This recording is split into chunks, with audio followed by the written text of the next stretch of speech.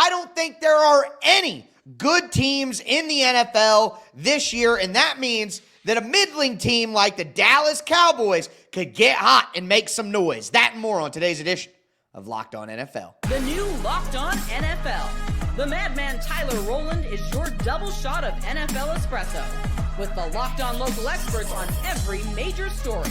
Get ready, Rowland is revving up. The new Locked On NFL starts now. Locked On Podcast Network. Your team every day.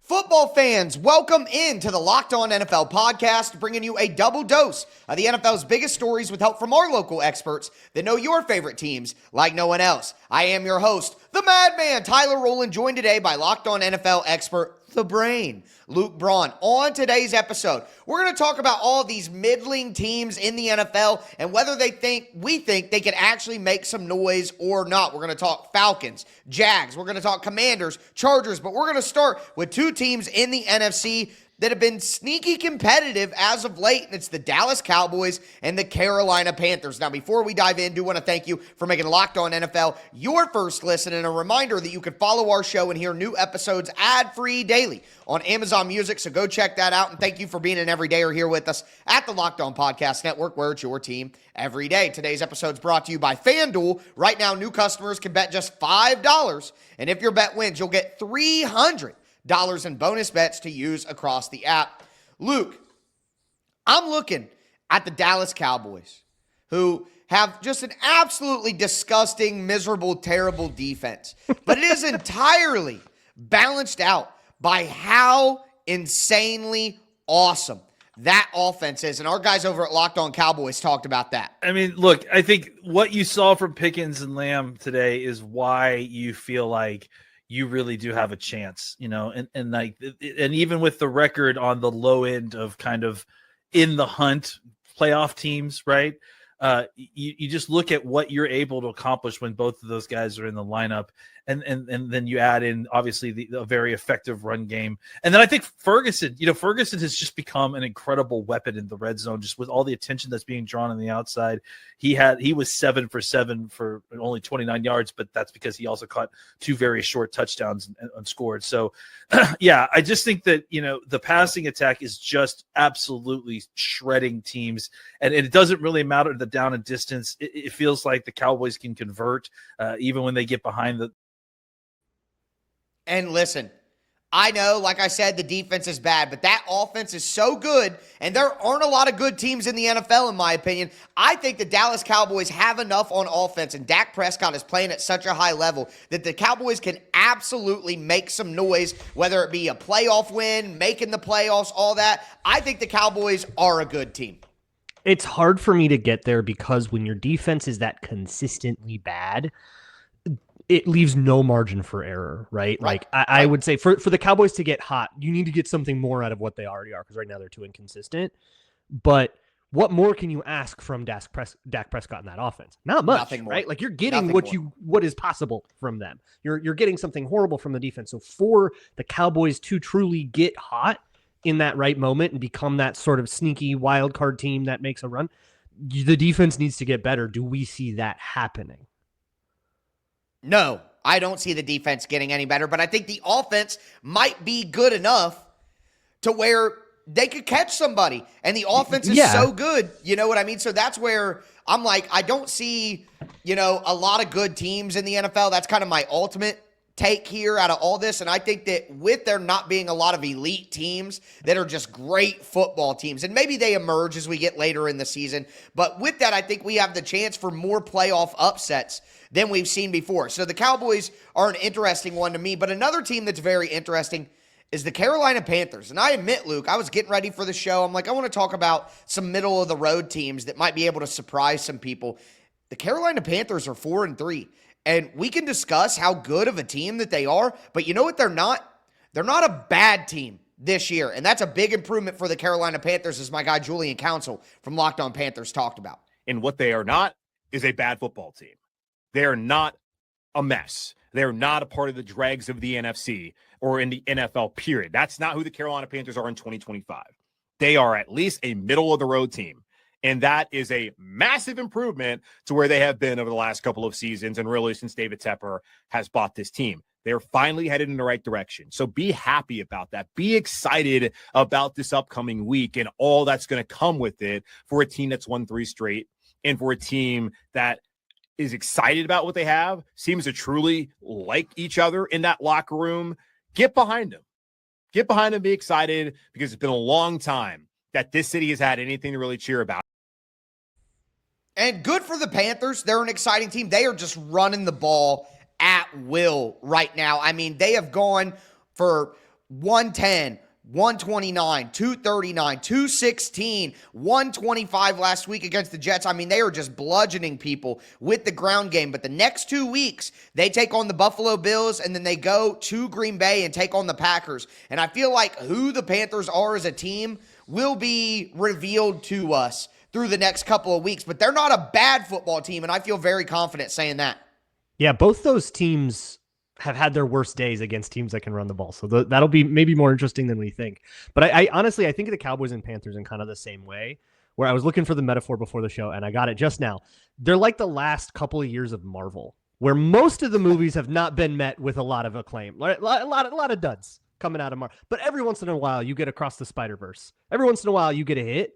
And if you're playing against the Cowboys or the Panthers, you just kind of have to hope you didn't hit them on their Miles Morales week, and you're instead hitting them on their Madam Web week, where you're getting them when they don't show up, right? But like a lot of teams in this league who are really inconsistent and might have a bad game 2 out of 3 weeks, but on that 1 out of 3, they can take it to anybody. And I think that there's so much of that in the NFL. It makes it so interesting. And we've seen that happen. We'll talk about the Falcons, but I feel the same way about the Falcons. They can show up and they can smoke the Bills, but they can also no show and get blanked by the Panthers.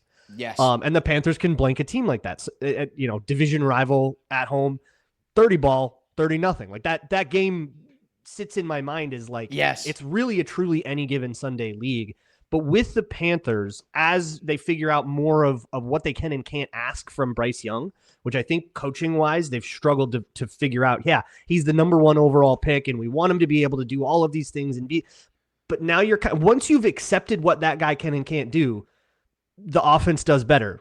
Slow is smooth and smooth is fast. That kind of logic of, like, if do what you can do, and it can create a good offense, even if what that isn't constantly bombing it downfield to your number 1 receiver. No, run the ball.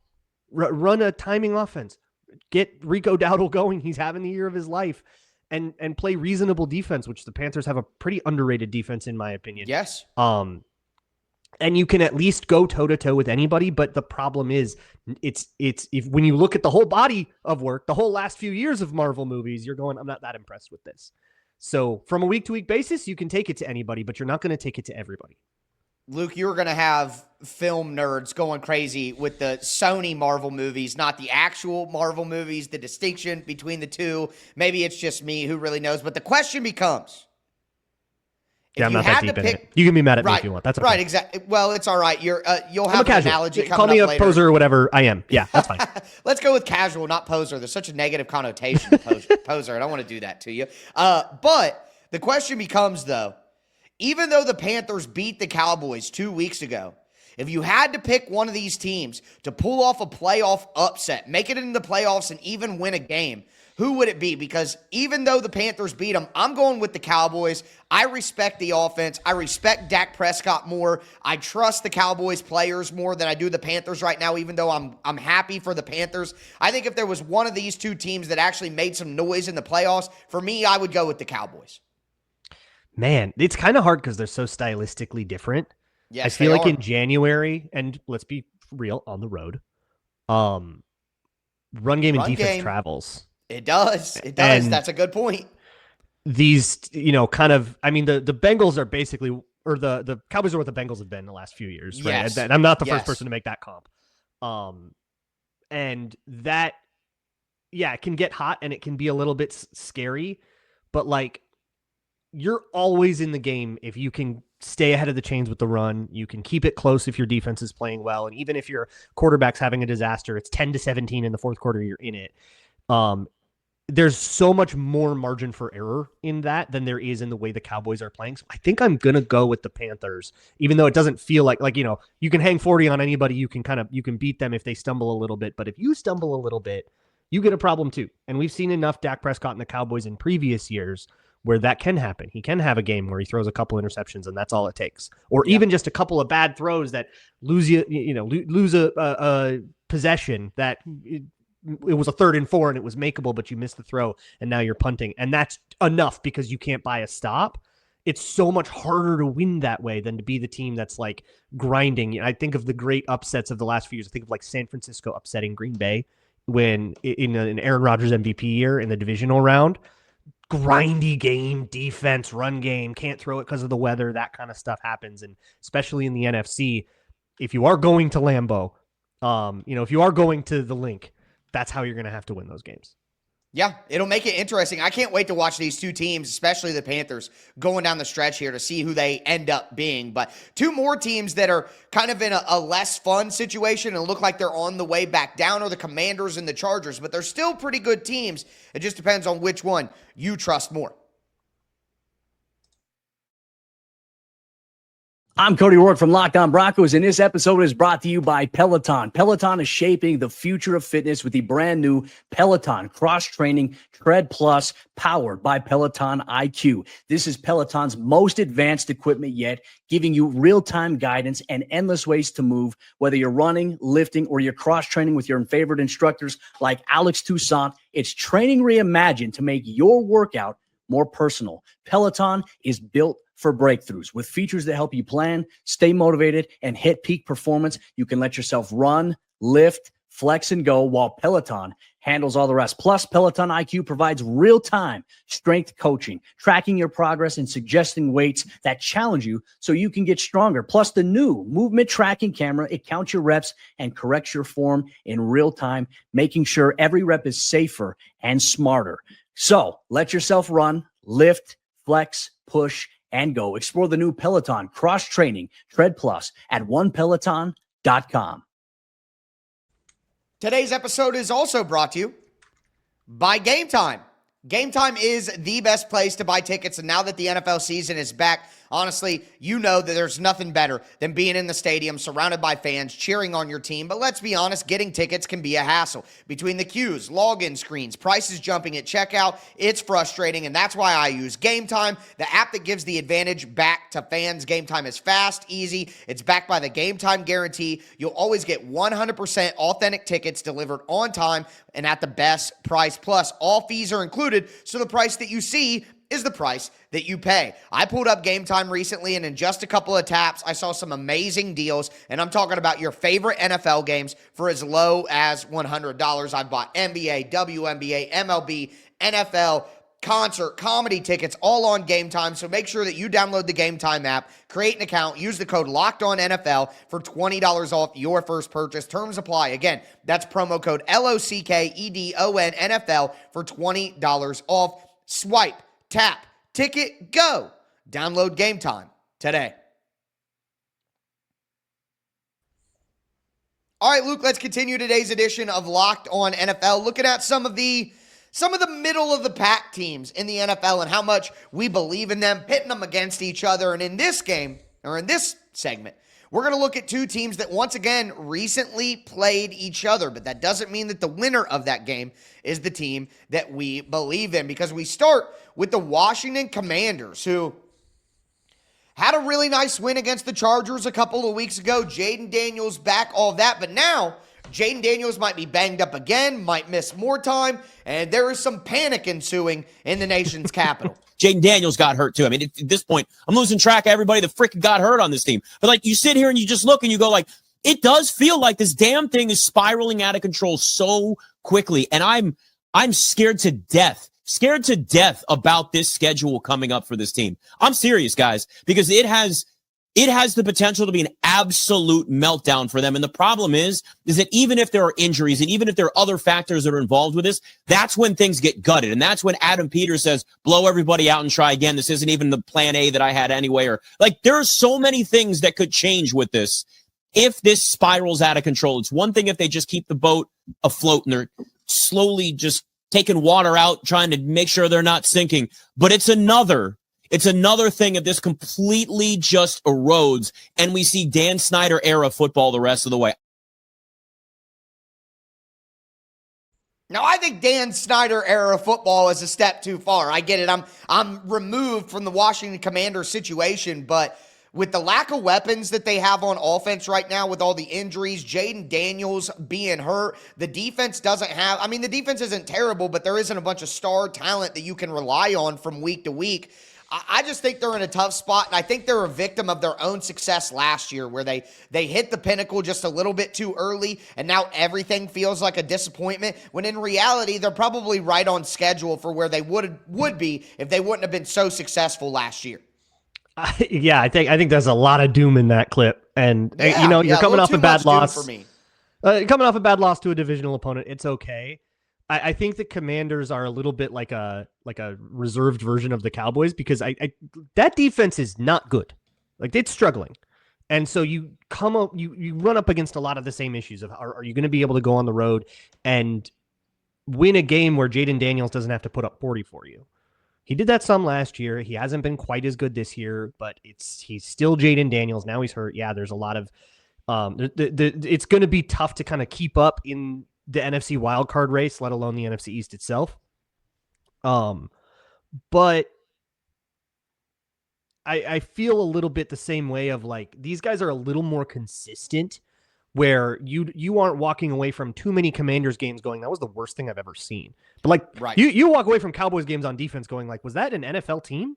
You don't really ask that about the Commanders, so there's a little more of a floor to it. And that can help you, again, just be in the game you need to win, right? You don't know which one that is yet, which one the season turns around on, but you want to be in that game. So I don't quite agree with all the doom, but what I will say is, if I'm picking one team to go upset somebody in the playoffs between the Cowboys and Commanders, it's still the Cowboys. I think that just because of how explosive the Cowboys can be on offense, they can be a lot more punishing to the other team than the Commanders, who I don't think have that same explosiveness, and I don't think the difference between the defenses is enough to make up the difference to me. No, I'm with you there. I would trust the Cowboys over the Commanders as well, but now we move to the AFC, a team that, again, just lost to the Commanders a couple of weeks ago, and it's the Los Angeles Chargers. And it's a very similar theme that we've talked about with a lot of these teams, where the offense is capable of doing good things, but the defense is just eroding. And that's something that was discussed on Locked On Chargers immediately after their loss this week. The Chargers got blown out on Sunday as their defense was nowhere near ready for the Colts' high-powered offense. For the third consecutive week, the Chargers allowed a season high in points, giving up 38 Sunday, including 3 touchdown drives to start the game for the Colts and 2 touchdown drives to open up the second half on a day where the Chargers defense only forced 2 punts and got 0 takeaways. We knew the run defense was bad and Jonathan Taylor got whatever he wanted, but the Chargers had no answers on the ground or through the air as they were outmatched and out-schemed on Sunday. The Chargers offense struggled early, but Justin Herbert did lead 3 consecutive touchdown drives to open up the second half and put up a career-high 420 passing yards, but it was too little too late, and unfortunately what will be remembered most were his 2 red zone interceptions in the first half. The Chargers showed they are not near the top of the AFC teams and now have to turn it around quickly for a Thursday night football game against the Vikings. But for the full game breakdown, make sure to check out the Locked On Chargers podcast, part of the Locked On Podcast Network, your team every day. Look, I think it is super disappointing that the Chargers defense is falling apart here. Jesse Minter, for a little while, was considered like, oh, he's probably going to get a bunch of interviews in the next head coaching cycle and all of that. And now their defense has completely fallen apart. I guess I'm not completely shocked, though, when you look at the talent that they have on the defensive side of the ball. It's more like a collection of the sum of the parts than it is individual players with great talent. Derwin James isn't the player that he was during his prime. Neither is Khalil Mack, who's dealt with injuries throughout the year as well. They just don't have a supreme amount of talent on the defensive side of the ball. But even with that, I am still surprised at kind of the fall off on defense. And I feel like you get Joe Alt back, one good offensive tackle, the offense will be good again, and it'll be all right, and it'll be figured out. But that defense is something I'm looking at, and I'm like, I don't know if they can get that back on track. That is the question, and because we don't have as much proof of concept, it's so much harder to like project. You're really guessing, maybe educated guessing if you have all the right information, but you're really guessing. But I think I think the Chargers to me are the opposite of the Marvel thing I was talking about earlier. They're community, whereas it's a bunch of good seasons, but you did have the gas leak year. There's the 1 year. And if you are an ailing team and you catch them on their gas leak week, you might be able to steal one from them that you're not supposed to be able to win. But that is all of this is just different versions of inconsistency, which happens very often when you have a team with a good offense and a bad defense. It's who's going to show up and what kind of team do you get that week. With the Chargers, it's unfortunate because it's injuries. And you have to start mapping out the injury timelines. Who's going to be back? By the time that guy's back, who else is hurt? And it's always been that way with the Chargers, which is such a bummer. But at least with the Chargers, you have proof of concept where it was once a team playing well. You saw what it could look like exactly if they played well. So, I'm looking at like last year with the Lions and all the injuries they had on defense and how they still managed to put together a reasonable defense. Fell apart in the playoffs. And that's maybe important context here, but they found a way. And so the Chargers are adjusting on the fly to a lot of this stuff. They're going to play a Thursday night game. They get a little bit of a mini bye after that Thursday night game, no matter how it goes against the Vikings. They get a little bit of time to assess, figure out what their players can and can't do, and maybe come out with a different game plan. I kind of wouldn't want to be the team catching the Chargers after that mini bye where they can finally figure out who they are again and run something that you might not have a lot of tape on. Well, I'm with you there, and we have seen what the Chargers look like when they're playing good football. And guess who they get after that little mini bye that you're talking about? Who is it? The Titans. Oh, so it's the get right game. Great. Yes, they're going to get Unless their you catch mini them bye. on the gas leak week. Maybe that's their gas leak week, and it has nothing to do with anything we've talked about at all, and the Titans get a stupid win. That kind of thing happens all the time. No, not with the Titans. How about the Cardinals? That's hydrogen bomb versus coughing, baby. That it is not. The Chargers are going to get as right can get in that game. And again, so if it comes down to we're doing the this or that, the Commanders getting a playoff win in the NFC versus the Chargers getting a playoff win in the AFC. Again, even though the Commanders beat the Chargers, I'm going to go with the Chargers because I think the best version of the Chargers this year is actually better than the best version of the Commanders. And I have more faith that the Chargers are going to right the ship before the end of the season than I do the Commanders. So give me the Chargers in that face-off. I'm super with you. I think the Chargers can go on the road and upset somebody. I'm not even really counting them out of the AFC West because the Chiefs dug themselves in a hole and now it's close. It's tight. Yeah. Who knows if they're still like, I think this is the most open the AFC West has been. I'm sure the Chiefs are still heavy favorites as they should be, but I'm not writing that off as much as I probably did before the season. But we've seen the Chargers kind of go on the road and toe to toe with somebody in a playoff game. We've seen, I would love to finally see the Chargers make the run that you hope that they could make and get explosive. That we thought they were going to make this year. Like, what's the path that, I mean a postseason run. But like, what's the path to the Chargers figuring it out? It's plausible. It's you can see it. The path for the Commanders figuring it out is Jayden Daniels turns into what Dak Prescott is now, and the defense somehow gets better, even though none of those guys are playing well. It's like, it's so much harder to visualize how the Commanders get fixed than it is for the Chargers. So I'm going with the Chargers. No, I'm with you there. What we need to see, we have actually already seen from the Chargers. We just need it to come back versus we have not seen it this year from the Commanders so far. But with that being said, talking about talented teams that are super inconsistent, maybe two of the most talented teams in the NFL that are also two of the most inconsistent teams. We have the Falcons and the Jaguars. We're discussing them next. Do want to let you guys know that today's episode is brought to you by FanDuel Sportsbook. The NFL season is here, and FanDuel has an offer that you don't want to miss. Right now, new customers can bet just $5 and get $300 in bonus bets if you win. That's right. All you have to do is pick a bet, put down $5, and if it hits, you'll unlock $300 in bonus bets to use across the app. I love using FanDuel Sportsbook, whether it be player props, spreads, money lines. over-unders, putting all that stuff together to make a same-game parlay. Doesn't matter. You got it on FanDuel Sportsbook. And even if you miss kickoff, FanDuel lets you get in on the action with a little bit of live lines during the games as well. It makes watching football even more exciting when you got a little something riding on it. Whether you're a casual fan or love diving into the stats, FanDuel makes the game day experience so much better. So what are you waiting for? Visit FanDuel.com to download the FanDuel Sportsbook app today and get started. Once again, that's FanDuel.com.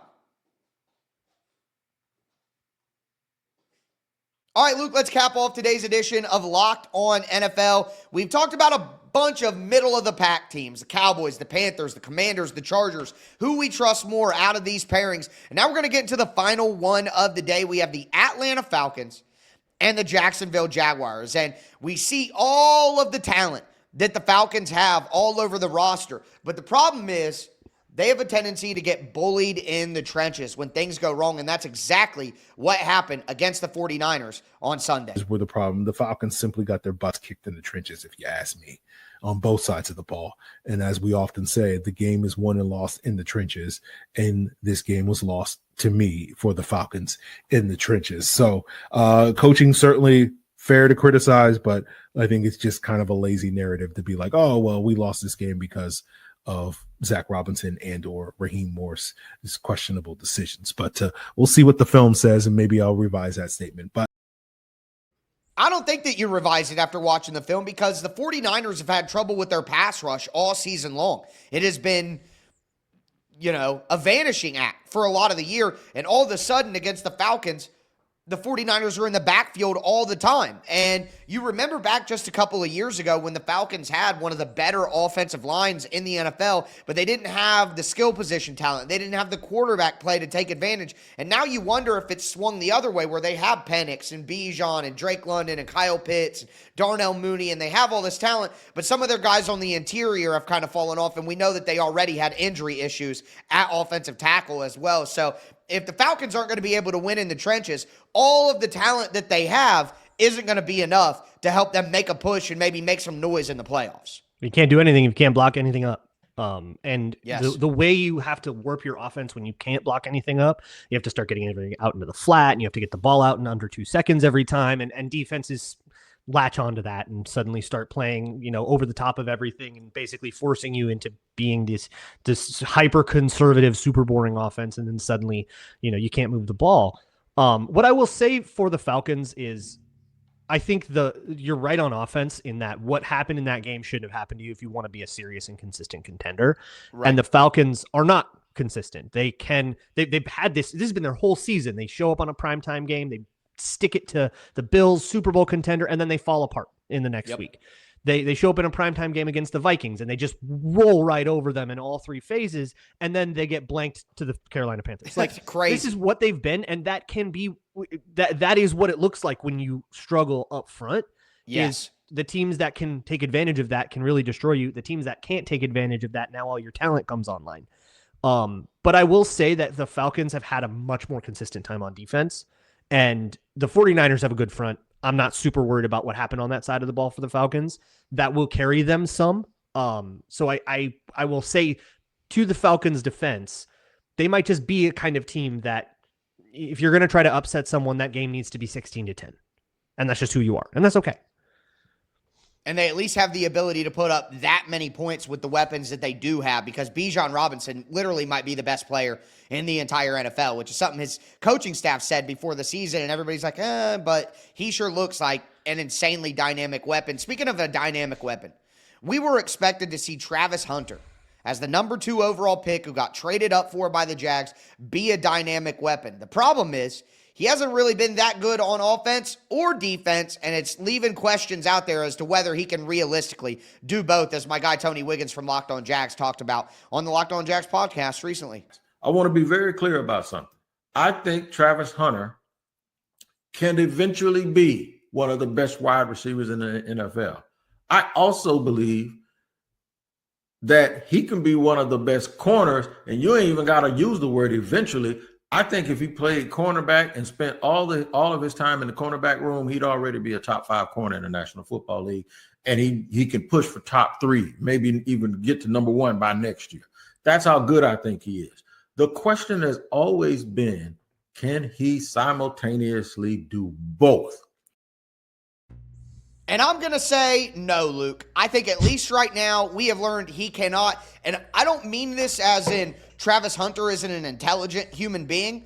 I just think it's too much mentally to do both. You see him having alignment issues. Yeah. You see him, not being in the right spot as Trevor Lawrence is expecting. He's had some success on like some screens and things like that, but I think it's just too much of a mental load. It's not that he is not smart enough to do it. No, you missed a lot of meetings. Yeah, it's just impossible Yeah. to be in both those. This isn't Hermione Granger with, the little spinner time wheel. Like we're not, he can't do that. Like I think that at this point in time, and we've seen his offensive usage go up. Like he was 86% of the offensive snaps this week. So they're increasing his load on offense. Some people suggested this, and I think it might turn out to be right. I think you might need to let him just focus on offense for this year. Let him be in all the offensive meetings. Learn how to play wide receiver. Because from a technical standpoint, a technique standpoint, he was more behind at playing wide receiver than he was cornerback. Like, that's just the reality of what he's been doing throughout his life. So I think you should just let him focus on wide receiver, let him get comfortable there, and then maybe try to bleed him into more cornerback duties next year. But right now, so far, it hasn't gone well for him in that regard, and it's not going well for the Jaguars overall. They're like the Falcons, similar thing where they can come out on prime time and beat the Kansas City Chiefs, but then get absolutely rolled by the Los Angeles Rams 35-7. Like, they're such an inconsistent team, but they have so much talent. They're perplexing to me. They're the same Jags they've always been. Trevor Lawrence is a week-to-week proposition. Some weeks you get 10 bad ones. Some years you get 10 good ones. Yeah. That's this. It's all just versions of inconsistency, right? That's all of these middling teams are good some weeks and bad some weeks, and that's why I think the like power ranking style discourse we have about these games where we go, well, that good team is playing the middle team. They better kick the crap out of the middle. No, you might get them on their best day, and that's going to be a tough game. And that's the way the NFL is. With the Travis Hunter part of it, I think about like a value perspective. If you pick the guy second overall, if he was just a top 5 corner in his rookie year and you picked him second overall, most people would be like, sweet, good pick. You did it. Yep, it's great. If he was a dynamic game-breaking wide receiver in his first year, but not a corner at all, and you picked him second overall, you go, all right, great, that works. You try to do both, and now he's just kind of okay at both. Yep. And now you're going, okay, we got CB3 and wide receiver 4. Those are like day 2 guys, and we just spent the second overall pick on that. We could have had and traded up for it and gave up a first-round pick and gave up a ton for it. Yeah. So for the and this was always my thing with Travis Hunter was, I'm sure he's good at both of those things, but just the process of it tells me that you're not going to get the value you think you are getting. If you get a top 5 receiver and a top 5 corner, right, this is historic, and that's what they're going for, but that always felt like a bit of a pipe dream for the reasons that you mentioned. The Jaguars, just to me, they just no-show a little. They've no-showed a couple times here against the Seahawks and Rams, 2 good teams. How are they going to get it done? The Colts are a distant spot on the horizon in that division now. Yeah. And so I don't really see it happening. I'll take the Falcons in the playoffs for sure. Yeah, no, I'm with you there. I trust the Falcons way more. The Jags there's just something in the water in Jacksonville where they just, no matter the talent, the coaching, anything, they just cannot be a consistent team and play up to the level. Yeah, I mean, likely so. But I mean, I don't see how you could trust the Jags over the Falcons, so we're in agreement there. But with that being said, that is going to do it for today's edition of Locked On NFL. I am your host, the Madman Tyler Rowland, for my co-host, the Brain, Luke Braun. As we tell you every episode, thanks for tuning in, and stay safe out there.